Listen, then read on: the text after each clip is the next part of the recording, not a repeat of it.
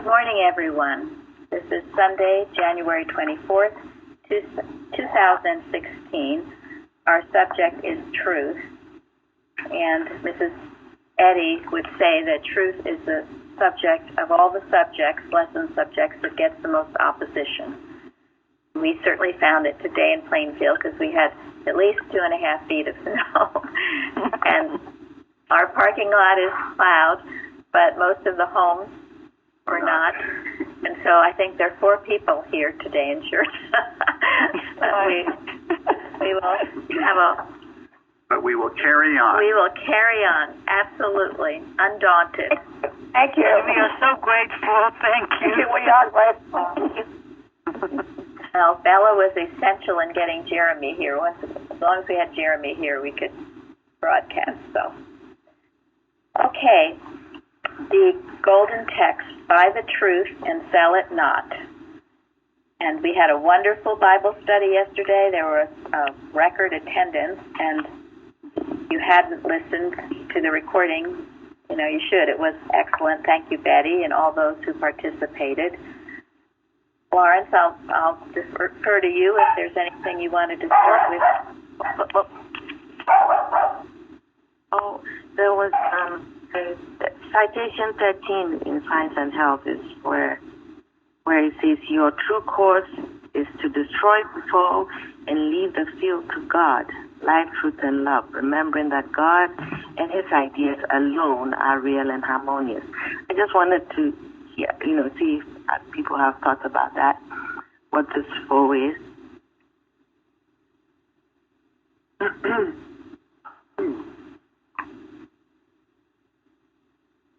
So I have to destroy the foe. I guess I better know what the foe is before I know what That's right. And she gives a hint in the preceding sentences. I think another helpful thing is that we've been taught that the battleground is within our own thought, within our own mentality. That's where we fight our fights. So the whole idea of looking within and self-examination is huge.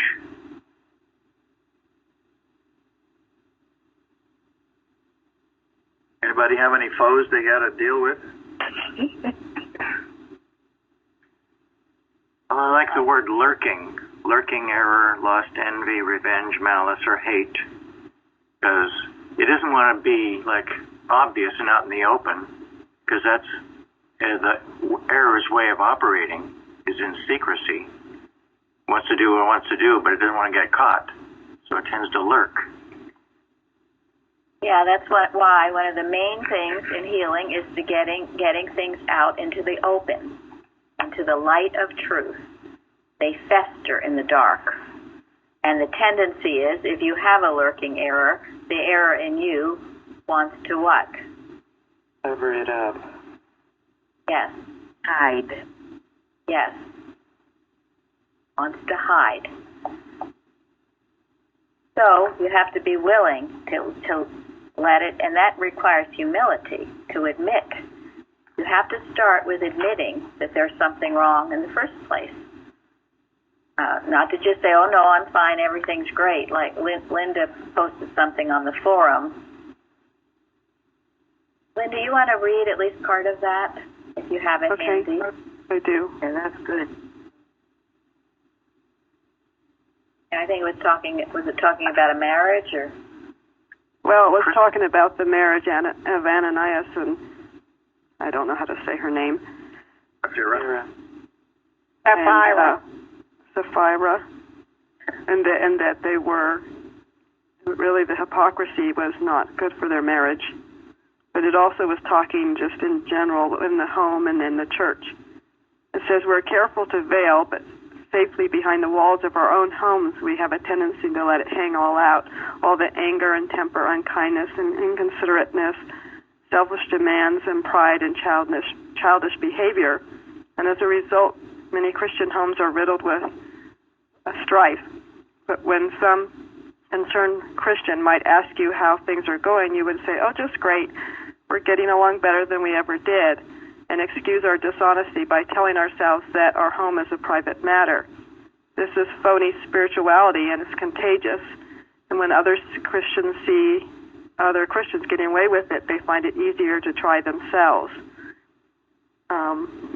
It says we may find it difficult to recognize our hypocrisy. We may simply have fallen into the unconscious habit of protecting our saintly image, covering our carnality, keeping people from knowing what is going on in our hearts and homes. That is usually easier than committing ourselves totally to Christ and letting Him live through us to make changes He wants to make. This form of hypocrisy has become a way of life in the church today, and may be why we're not making a greater impact on our godless society. Boy, is that ever true? I also happened to look up the word lurk, because I always kind of thought it was just like hanging around, hiding in the bushes, but not only that, but it says it's waiting to ambush, which I thought was really interesting. That is great. Thank you so much, Lynn. Yeah, that kind of puts it where it's supposed to be, doesn't it? Yeah. Linda, I've got to tell you, I found your post that you just read the most helpful. I thought it was wonderful what you said, that people want to put on a good appearance, but in their own home, things go on that should not be, and yet they allow it because it's behind the door, so to speak, and not out in the open. Yeah, we see a lot of examples of that right in our own homes, don't we? Right in our own church, don't we? Yes. And if anything will turn off children, that will do it, okay? You will not get away with it. That's why one thing having children helps expose it, or that they will rebel. You can't do it. You can't preach it and act one way in church and then be so hypocritical at home.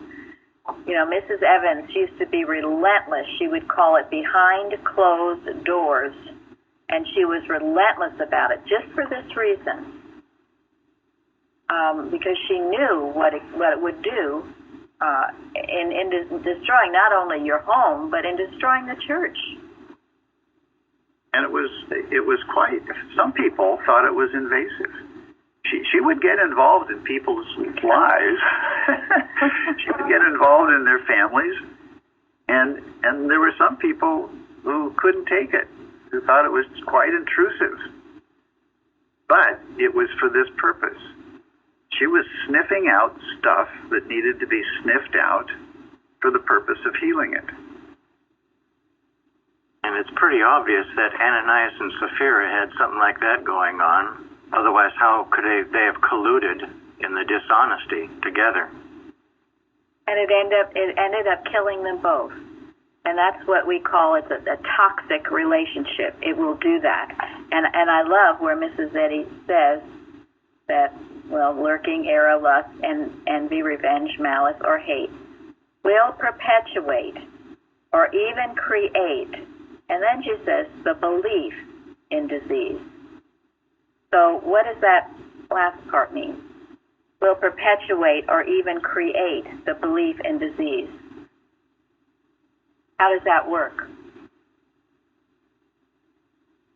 It persists until it manifests as a belief. Of course, that's a discordant claim of some sort, physical or emotional. Because it doesn't let up. It will keep going until you do something about it. I mean, recognize it and see that it is nothing and not a part of you, which, again, is the biggest blow it can have at destroying it.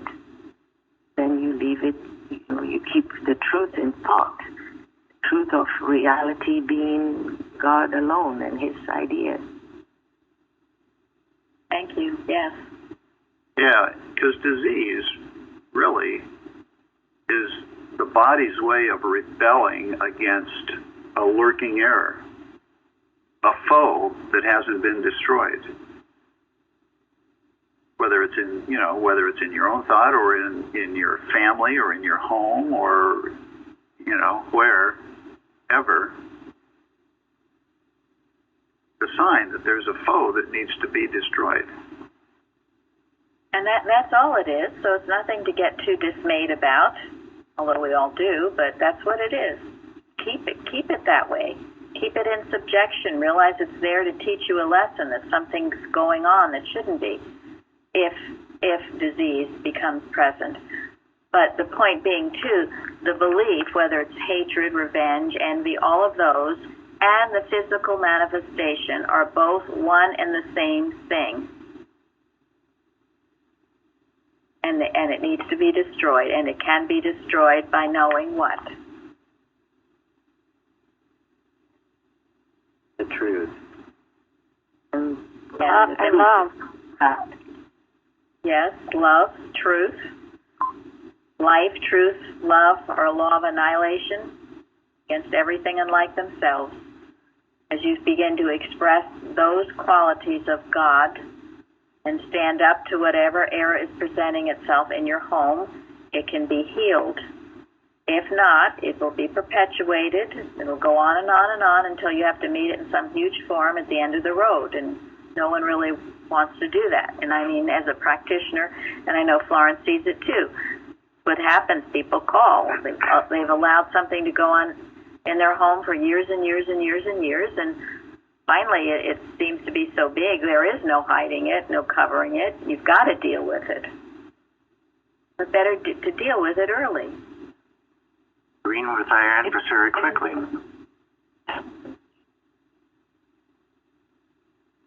I was saying it's like hoarding, Go ahead. I was saying it's like hoarding because you see, maybe the show Hoarders or something, and there's this huge mess that it gets to the point where they have to deal with it, but it started from something very small, and it just piled up and piled up and piled up, because nothing was done about it. And so. Absolutely. Right. It started out as a lurking lust, a lurking envy. That's a good example. Felt like they needed something, so they started saving it, hoarding it. And once you go down that road, there's no satisfying that kind of lust, that kind of envy. That kind of thought can never be satisfied. You think you could play with it and control it, but you watch it. You think, just a little lustful thinking, just a little envy, it won't hurt, a little revenge. It will grow, just like the pile of hoarding material. People only get away with it because they're dishonest. The subject is truth. If they were so truthful, they would be open about it and would never have a chance. So it's the dishonesty that enables all these things. It's good to be, which I've learned in with you all, it's good to be aware of malicious mind. I mean, it's malicious mind that comes into people's thought, and you have to reject it. Yes. And that's what Eustace, he brings it always back to malicious mind. And malicious mind is the carnal mind, and it's what the Bible speaks of. And this is nothing new. It's well talked about in the Bible. And once you get in that, you get into the Adam dream. And that's why she says it creates the belief in disease, because it is a belief. It isn't the truth. You start to dream the dream that you're born into matter and you're going to die out of it and you're a sinner and everybody's a sinner and it's all just awful. Dream the dream. So that's why when you are beginning to feel any of those list of those things, a red flag should go up and you should kill the thought. Stay out of it. Not your friend. I don't care how little or innocent it appears to be at the time. Go ahead. I think that's what helped me heal the most, was being able to just get all that out and have it dealt with. And growing up in a dysfunctional family where everything was hid and, everybody thought, my parents were the greatest parents on earth, and, we had all kinds of people coming over to the house, and inside as a child, you're just like, no, this isn't right, and you do start to rebel and because you don't have a voice, and then being able to get all that out have a voice and to say, you know, this and this happened, and how do I deal with it? Because nobody was helping me actually deal with it in the first place. They're just like, keep it quiet. We have to put on all this front, but being able to get it out and deal with it was very important. It was very instrumental in helping me heal. Yes, thank you. It's hard to get it out at first because of pride or whatever, but once you do get it out, feels so relieved to get it out. Then you take a good look at it and realize it's nothingness. It has no hold on you. That's why the era, once it comes to the light, Mrs. Eddy says, is 2/3 destroyed. The majority of it is destroyed getting it to the light. And then the final third will destroy itself. Never be afraid of exposing errors. And mainly, we're talking about ourselves. Many people have taken this citation 13 to go around and be critical of others. And if anyone else is sick, they just write, well, they've got to be hateful or this or that. And I mean, that might be the truth, but we don't go into judging others. We have enough to deal with within our own self. Unless they're asking you for help, unless you're a practitioner and you have to probe, do the mental anatomy. But otherwise, we don't go around doing that. That's condemning, and it's making a reality of the problem, unless you are in the business of healing it and knowing it's not the truth about them. And we should all be in that business, right? We absolutely should. Yeah. And all of you are. I guess that's all right. All of you are practitioners. You better be. Once you are in science, you are about healing, and you're first absolutely in your own thought, but then everywhere you go. Otherwise, you're not practicing it. You know, I think though that while you know, error needs to be uncovered, and I think sometimes that you have to separate yourself from the situation. And sticking around and trying to heal something may not be the way to do it. Well, you always have to see the error as impersonal. And if someone is receptive, then, you know, so be it. Then it's healable. If someone is not receptive, then that error will be removed from your experience. But one way or the other, you have to destroy the belief, the foe, the false belief. Yes, because if you don't, then and you even leave the situation and you still believe in that error, then it goes with you. It was in the thought. Yeah, but I do think that sometimes if you're in not a good situation, that best thing to do is to remove yourself from that situation. Yeah. But you can't stick around saying, well, I'm going to be a better Christian Zionist and heal this and just suffer miserably for years. Oh, absolutely not. No, because that's not healing. No, but you have to be so firm in the clarity of your own thought that the error doesn't have a chance. You have to take such a stand, and then, you know, your prayer to God is heal it or remove it. I have work to do for you, God. And it'll either be healed or it will be removed from you. In some way. In some way. Yes. But see, maybe that is you're taking a step to remove yourself. That's true. Well, yeah, I mean, there's no formula here. Right. You can't outline. And if you have everything you can. If you've done everything you can in the situation and it refuses to be healed, then you should remove yourself. That's the allegory. You can't just be there. Yes, you do everything you can, and then when God has said you've done all you can, then you go. Then they have to learn whatever it is they have to learn. You go or they go or something will happen. And it's not you retreating from a situation. It's God sending you where He wants you. That's important. Oh, exactly. It's not running away. You're not running away. Not running away. Exactly. Yeah, Mrs. Eddy said that under marriage, she said one will always have to be the wiser one. Yeah. One will always be the wiser one, and she said under marriage that you should stick around because she mentioned that.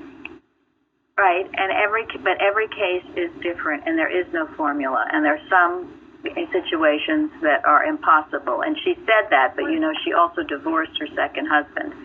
So there are a lot of things that she says. That's why there are no formulas. And I have a question. Okay. Hold it. Before we leave this, go back to the textbook and read the sentence in which she says that. Her preface to that is, if both husband and wife are Christian Scientists, there is no need for divorce. Well, she says if one is. Yeah. So, but again, there's no formula. You work it out. What's the best to your ability? Because we no longer get into people's personal lives, so to speak. We give you the truth, and then you work it out on whatever level or basis that you are. And remember, too, and all of this saying, this definitely is not a witch hunt. In uncovering lurking errors, we do not go around looking for error and I got to find out what's wrong with so-and-so. This is not a witch hunt, even with your own self. God will reveal it. It will come up. It will be obvious. We're not about, you'll create problems if you think this is a witch hunt. It's not. There is a key here, though. Okay, Mike? Yes, there is a huge key here, because I was thinking of this analogy yesterday, which I didn't bring up, but when I was farming, we were trying to change things, and as we all know, the people who are trying to change things get crucified. So the only way that we could survive in the dairy business and still try to change things was that we had to ship the purest milk possible, because they actually used the milk inspectors to try to put us out of business by finding something to shut us down. So the irony of that whole deal is that I could ship the purest milk, but I have such a hard time purifying myself. So it isn't just the ability to say, okay, I realize I have this fault. I'm very good at that. But it's that other part, and we really have to talk about the spirit. And what I am so grateful for is I love the Mrs. Evans story. And my theory is that Mrs. Evans, for whatever reason, was able to carry forward Mary Baker Eddy's true spiritual understanding, which I am so grateful that is still present in Plainfield Church. And that is the first time that I have truly been able now in the last 6 months to actually change. Somehow, 12 years of studying or whatever it was on my own, or through the original Christian Science Board or director or directing church, I just could never grasp the spirituality. And that's that shared experience. Other people's spirit radiates, the Spirit of God through other people radiates to those who have less. And that's the wonderful thing. Thank you, Mike. And that is true. You can't. I couldn't. I would have left science if I hadn't come back to Plainfield and met a practitioner like Mrs. Evans.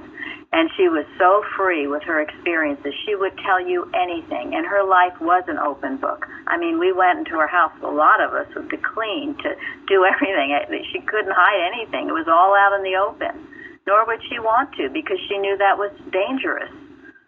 So it was to witness an example and to be part of that was a tremendous training. And as much as we can, we want to give it to you as well, because this is the real science. And again, a lot of it she learned from all these unauthorized books, especially the Carpenter books, in which it was thoroughly explained how Mrs. Eddy demonstrated the science. It's part of the whole garment. You have to have it. You have to see how it's used. If it's used correctly and you're with people who know how to use it, then you learn it just like an apprentice. But it's been lost. It's been lost by this hypocritical stuff we were just talking about. So we must revive it. And you all are getting it and using it, and it's changing your world, and it will change the entire world if we do it consistently and clearly and purely. So thank you for that. Another admission, though, is that I did read the Carpenter books.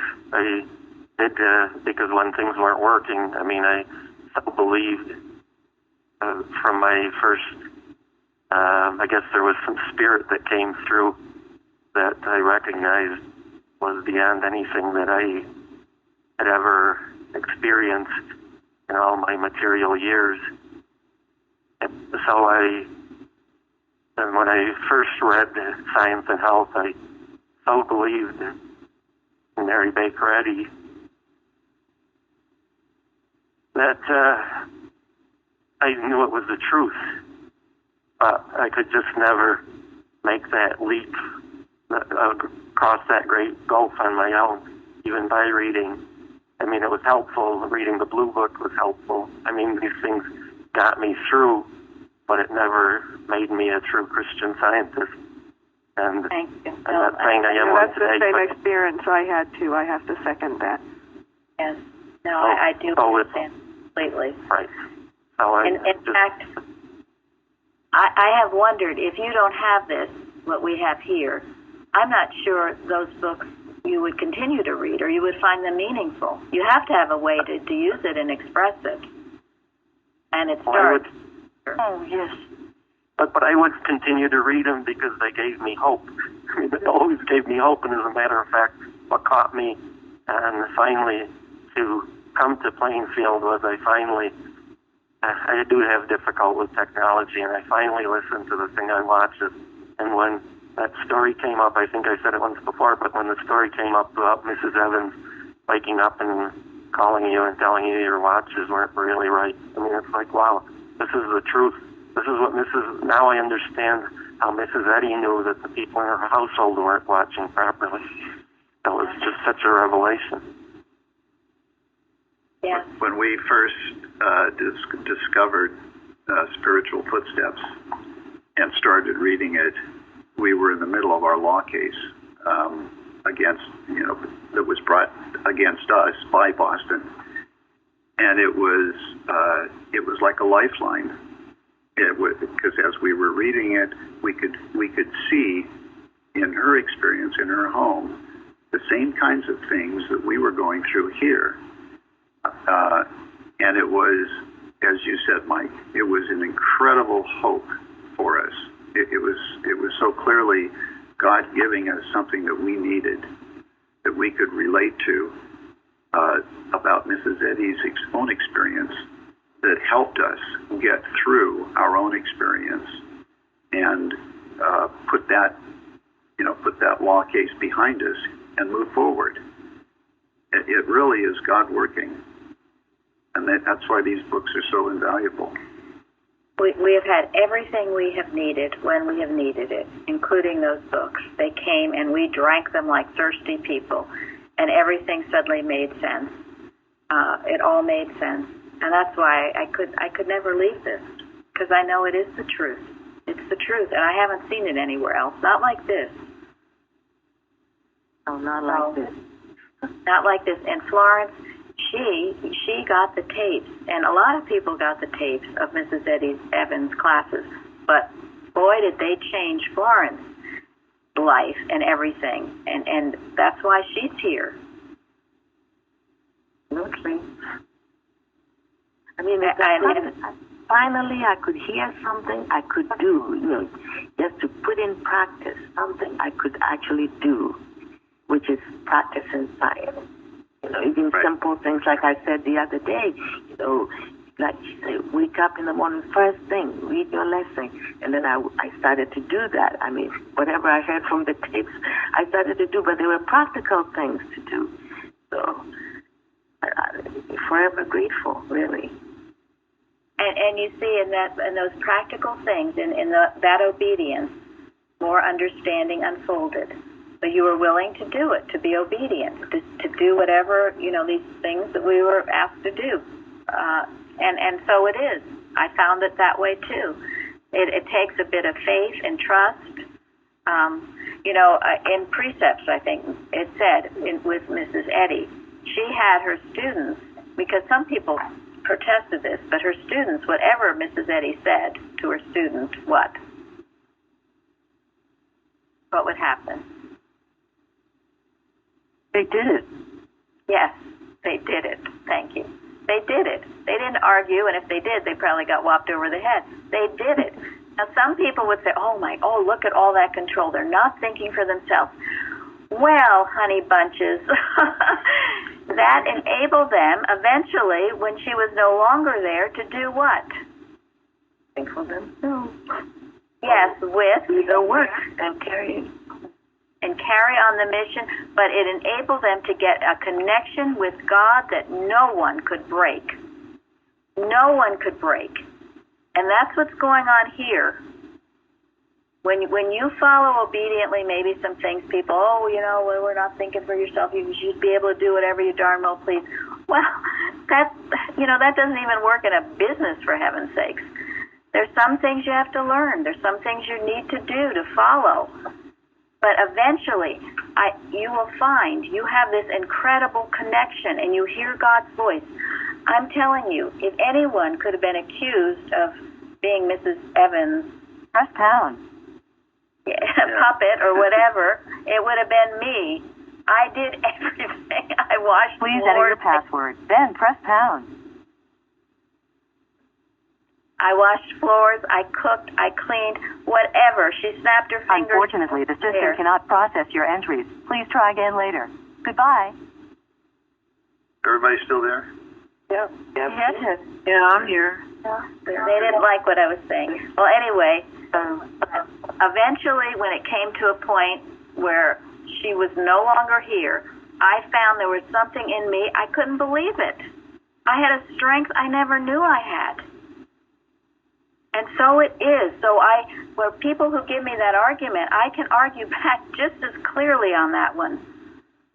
There is a divinity course. You do get it from God, but sometimes, a little instruction is helpful. And through that law case and all that we went through, her leadership was essential. We learned the watches. We were up in the middle of the night. All that we did. We marched like an army, and we learned like a boot camp army, and it is absolutely invaluable. And that, dear folks, is how you buy the truth. That is how you earn the truth. Through obedience to your best sense of right. That's why when 2 or 3 are gathered together in His name, there He is in the midst of them. And may we never, ever lose our connection with Him. The most important thing you can have.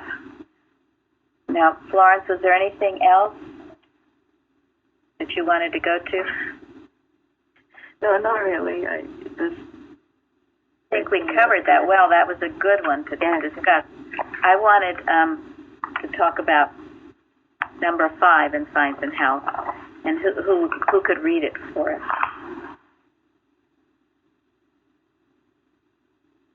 Oh, that's Tom, are you there? Okay, go ahead, Florence. The spiritual sense of truth must be gained before truth can be understood. This sense is assimilated only as we are honest, unselfish, loving, and meek. In the soil of an honest and good heart, the seed must be sown, else it beareth not much fruit. For the swinish element in human nature uproots it. Jesus said, "Ye do err, not knowing the Scripture." The spiritual sense of the Scriptures brings out the scientific sense and is the new tongue referred to in the last chapter of Mark's Gospel. Jesus' parable of the sower. Okay. No, that's okay. That is good too. Go ahead. Jesus' parable of the sower shows the care our Master took not to impart to dull ears and gross hearts the spiritual teachings which dullness and grossness could not accept. Yes. And this goes into casting pearls before swine, which is in a way what Tom was talking about. You can't just keep, working away when there's no receptivity. You've got to leave it until it's ready. You've planted your seeds. It might someday bear fruit, but your job is done. Time to move on. Now, I can't help but get into the sower and the seed. What was the first? Where did the seed fall first? And Mike, you can get out what you found on the forum too. I want you to read that. So where did it fall first? The wayside. By the Yes. way, Thank you. And so what was the wayside?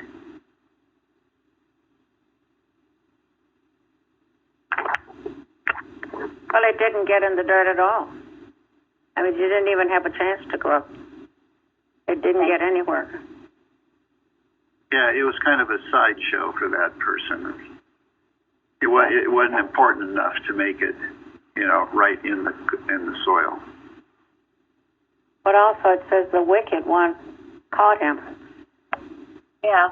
First it said it didn't understand it. Okay, so and in this statement Florence just read, it says the spiritual sense of truth must be gained before it can be understood. Okay? So this they didn't understand, and then it says this sense is assimilated only as we are honest, unselfish, loving, and meek. So this implies that people where it went by the wayside were lacking in those qualities. Now, if you are lacking in those qualities, you could certainly develop them: honesty, unselfishness, being loving, and being humble. And you will assimilate it. But in this case, it didn't. And so what do you think the wicked one was?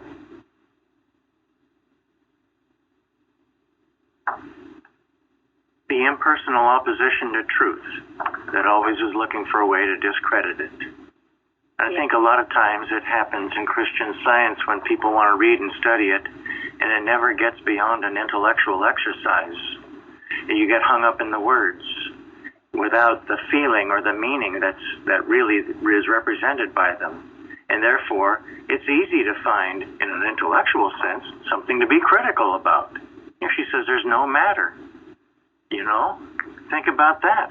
What kind of a striking statement is that?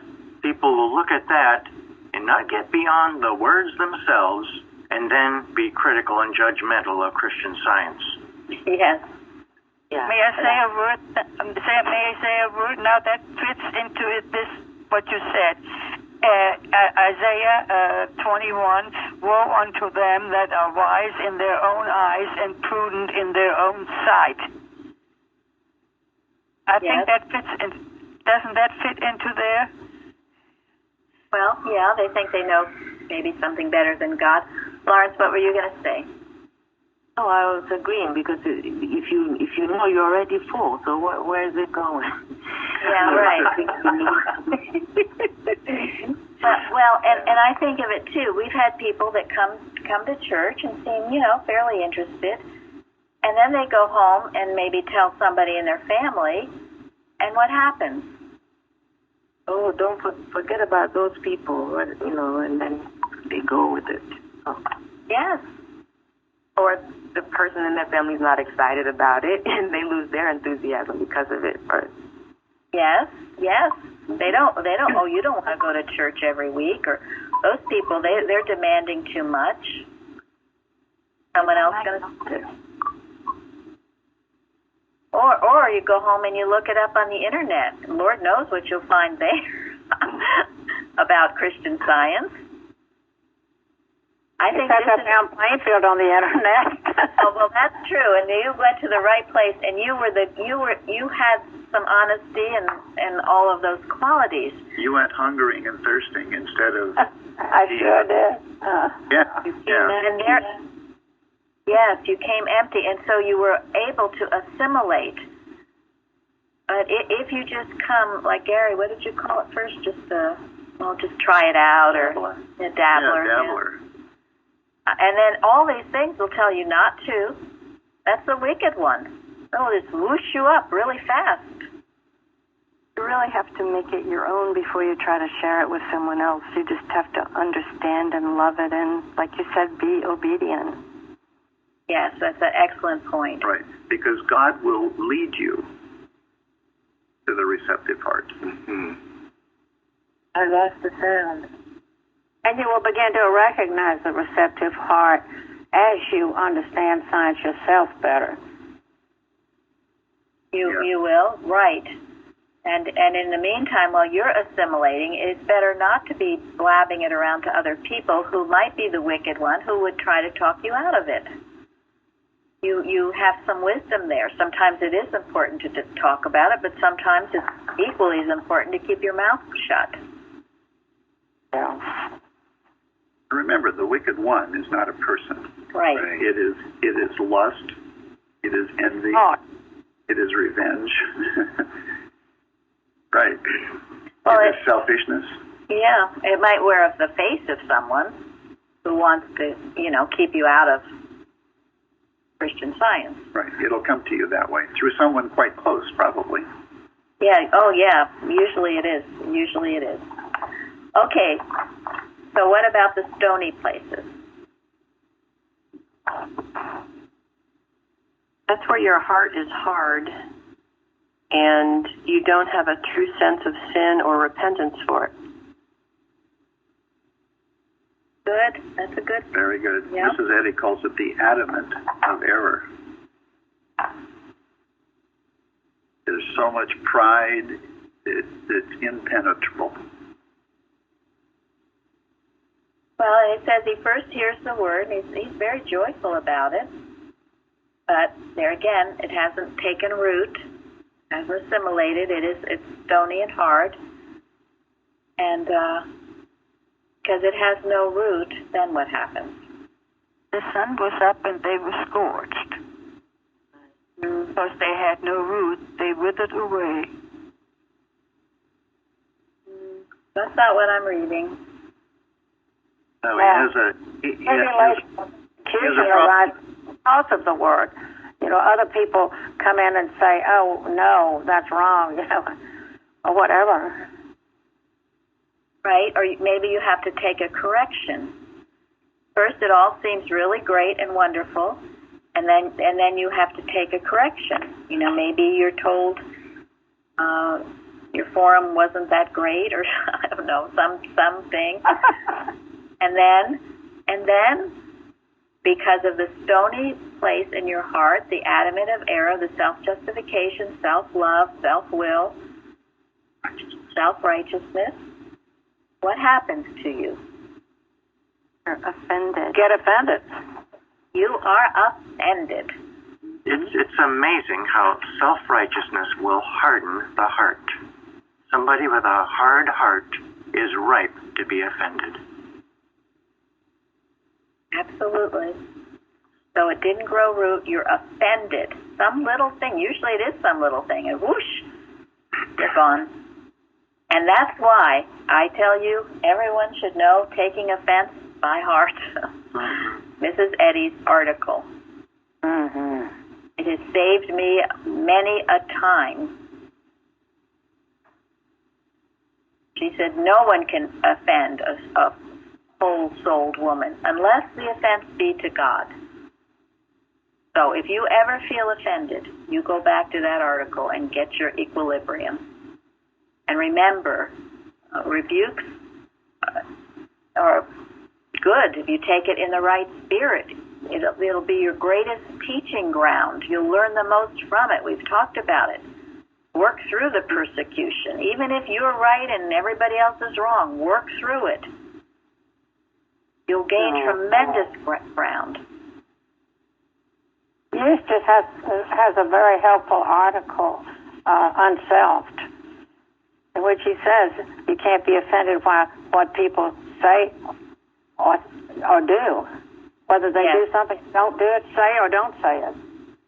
Offended either way. You just can't be. You need to be so rooted in truth that it doesn't bother you.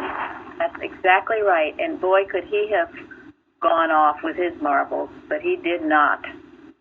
The greatest workers have been persecuted. So you can, if you're persecuted in any way, then you can feel good. And Big Nell Young, he says it's so funny. You can go through your whole life and never been persecuted in your whole life, and you come to a Christian Science church, and suddenly everybody's throwing rocks at you or something. I don't know. Anyway, he says it's kind of humorous. But it's a growing experience if you allow it to be, and you don't run, but you let the roots grow deep and don't get offended. Okay, and then the final one. Well, not the final, but the third one. No. The thorns, yeah. The thorns. The cares of the world. Cares of the world. And that perhaps can be one of the most common. I mean, I've seen such people here with such great abilities for God. And then suddenly, they get this job and they're having to travel, or they have to work on Sundays and they have to work on Wednesdays, or Mrs. Eddy says, why did it's comforting to me. She'll say, why does someone with such promise be taken to the birth bed or other places, or start traveling, or they're in some choral society that they love, and anyway, you just don't see them anymore, or rarely, and pretty soon never. That's how it works.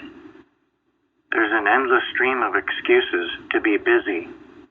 Some many times going to appear like it's virtuous to be busy, and therefore you can't do it. There's nothing but excuse. That's all. And if you spend less and less time with the Father and the things of God, well, don't expect that in your time of trouble you're going to have a ready access. You're going to have to shove away all the materiality that has taken you so far from Him. So, okay, Mike, I want you to read now what you found from Mrs. Eddy.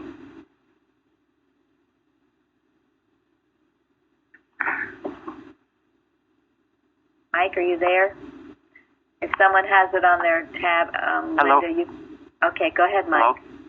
Hello. Can I preface that real quick, please? I'm in exactly that situation. I'm out in a wonderful area, which is Colorado. I'm doing some skiing. I allowed some friends to come visit, and it's tried to take me away from Christian Science. And it was in a very difficult situation. I opened up the Blue Book, and this is where this came from. I also want to apologize for that previous glitch because I kind of goofed up on my phone. But anyways, here it is. The strong soil in human nature is selfish apathy. The wayside soil is transient, laughing, vain, loving ease, character that never can be relied on in time of need. Sunstruck mind is one that resists the light, but this light demands the relinquishment of all that tends to darken life in conscience and demand other gods. Good soil is the active, honest heart. Where this exists, there is energy, fidelity, success, and reward gained by the individual, not a gift of God, but the wages of uprightness and hard work, struggle, and victory. And that was from an article entitled Sow Your Seed in Soil. Thank you. That's beautiful, and that emphasizes the rewards of having it fall in the good soil. The rewards are tremendous. And, just don't be quick to run off for some reason. So thank you for that. There was one thing I thought was very sweet. Maybe I should end with this since our time is coming up. I'll find it. It's something that Jacob from Costa Rica sent me. And it is this. A man went to a barber shop to get a haircut. The barber said he did not believe in God because of all the evil and suffering in the world. Boy, have we heard that one, right? The client was lost for words. He wanted to say so much, but it was overwhelming. When he walked out, outside was a man standing with enormous, long, tangled hair. He took the man inside and said to the barber, "I don't believe in barbers. There are no barbers. Barbers do not exist." The barber answered that he did exist and he was a barber. The client told him that was impossible because of this horrible long hair on this man. How could there be barbers when this man had such long hair and facial hair too? "Ah," said the barber, "because they didn't come to me. If they had come to me, I can cut and shave them." The client answered, "Exactly." Fantastic. Isn't that a wonderful thought? That explains Wonderful it. thought. Wonderful thought. So thank you all for joining us on this snowy day, and we will now have snowy on the East Coast. We will now have a dynamic, powerful service with the presence and power of God with us. Thank you. Thank you so much. Thank you all. Wonderful.